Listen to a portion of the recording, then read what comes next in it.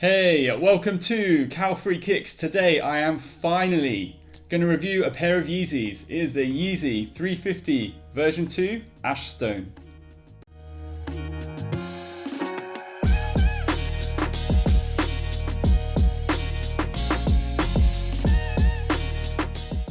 As always, I'll be looking into 5 main things and review this pair of Yeezy 350 version 2 Ash Stones. At the end of the video, I'll give them an overall rating out of 5 stars. If you like what you see as you're going along, please take the time to click the little thumbs up like button below on your device. And while you're down there, you can also take 2 seconds to subscribe to the channel, click that little notification bell, and you will get a fresh notification every time a video drops on the channel. Let's kick this review off. The long overdue review of a pair of Yeezy 350s.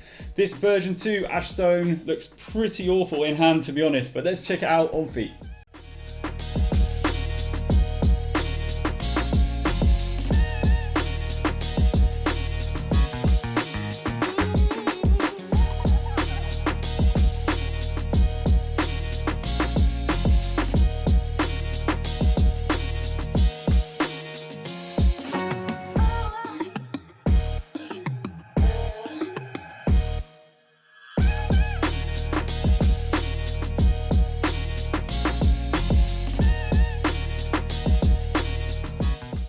These Yeezy 350 version 2 Ash Stones look great on feet, but like really other pairs of Yeezy 350s, they just don't look good in hand because they get all sunk and squashed in on themselves. They don't look great when they're off feet. But on feet, these shoes really do come to life, and they really are an iconic sneaker. These 350 version 2s have got slightly different details to some of the earlier versions. There's no heel tab on this, for example, but it does go back to like this rounder lacing system on them, and I really like the chunky size of these round laces. You only get the one colour in the box, and also in the box you get this card here, which tells you that this sock fit Primeknit upper is different on each individual pair of these sneakers because of the engineering process for the Primeknit, which is great. So each pair is unique, another great selling point for these, and I really do like this ash colorway that comes on these Yeezys. The Ash series is going to have this Ash Stone, the Ash Blue, and the Ash Pearl. They may release more, but they're the only 3 that I'm aware of at the moment. And they're ash because they're slightly greyed out, they're slightly faded,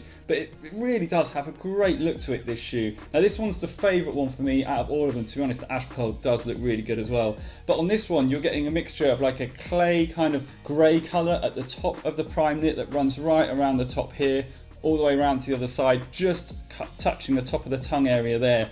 Predominantly you're getting this brown kind of lighter clay colour that runs right around the side of the inside of your foot and all the way around the outside of the toes, just along the bottom, and then you get this translucent, I'm going to say orange, but it has got like hints of peach to it, also a little bit of pink. Different lights kind of make it look slightly different, but I'm going to stick with orange, and it does look really good. You get the Adidas 3-stripe branding just on the inside of the heel there. On the sole you're getting this darker brown gummy colour. You can just see there the white boosts sneaking through, and if you flip it over you get the traditional kind of Yeezy sole with this grid pattern here on the toe area, then an exposed boost in the heel unit with the boost writing there. They do look really, really good on feet. I'm a massive fan of these. Really happy to finally get a pair in hand and review them. Next, I want to talk more about their comfort, where I'm going to put this Adidas Boost midsole to the test.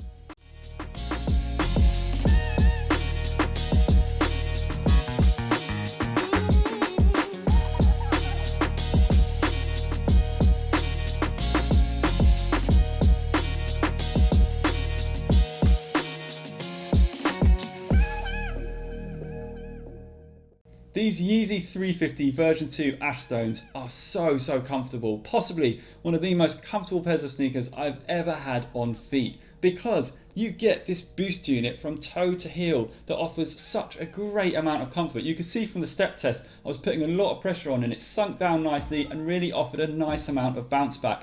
The boost unit in these also almost feels bouncier than other boost units that I've had underfoot, and that could be something to do with this kind of squishy gummy outsole that they use on the Yeezys, and your foot is almost also very close to the top of the boost unit because the insole for these is very thin and then it's just straight to boost, and the boost, as you can see, is almost impacting the ground directly, which gives you a really nice amount of comfort. On top of the foot, be warned, Yeezys, go half a size up. I got these in my true size because I just wanted to see if the shape had changed at all, but it hasn't. Yeezys are famed for the need to go half a size up, so please do go half a size up if you are going to buy a pair of these Yeezy 350 version 2 Ash Stones. Inside the shoe, I was a little bit surprised that I didn't get to feel this Primeknit on the top of my foot all over, and that's because there is kind of an inner sock liner that coats the top of the toe box area and underneath the laces, but it does still feel very comfortable on top of the foot. And round the back, you've got some really nice padding at the back of the shoe that's kind of well hidden,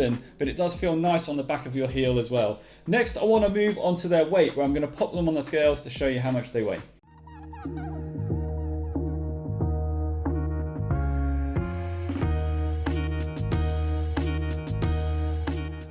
Coming in at 379 grams. Don't mind that weight too much, to be honest. I think that the weight isn't really too much of a concern for these. I obviously would like to see sneakers come in at around the 330 gram mark and below, because then really they can be classed as lightweight. But remember, the weight, if there's a fair trade-off, it's not too bad if they do go a little bit heavier. And the trade-off for these is this incredible boost unit and possibly the extra padding you're getting. The Primeknit on these is also slightly heavier than you'll find on a lot of other Primeknits, but you're not really going to be wearing these for performance purposes. They really are just an ultimate all-round great lifestyle shoe. Next, I want to move on to their breathability, where I'm going to pump this individual unique Primeknit upper full of smoke to see how breathable it is.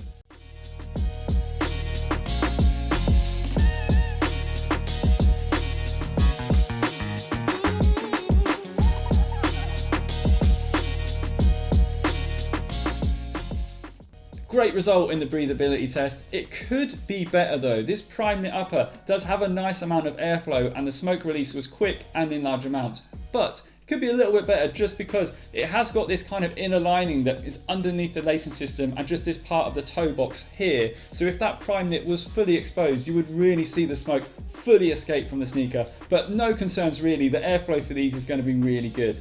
Now I want to move on to their price. Now these come in at £180, around $220. This is my sticking point with Yeezys.